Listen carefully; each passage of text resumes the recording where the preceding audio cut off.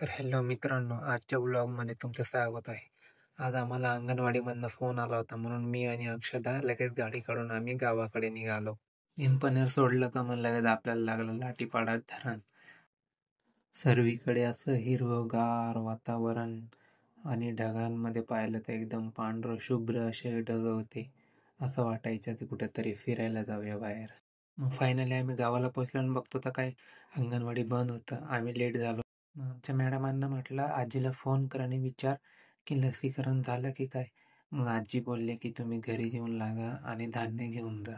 मग आम्ही आलो आजीच्या घरी आणि आजीला विचारलं आम्ही लेट झालो की काय. आजी म्हणाली तुम्ही लेट झाले, लसीकरण संपलं. मग अक्षदाने रजिस्टरवर सही केली. मग आलो आम्ही नव्या घराकडे, जे की आमचं घराचं काम बाकी होतं.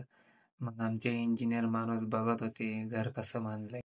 मग मित्रांनो आलो होतो तर म्हटलं पाणी पण मारून दो, म्हणून घेतल्या 2 बादल्या, चालू पडलं पाणी मारायला.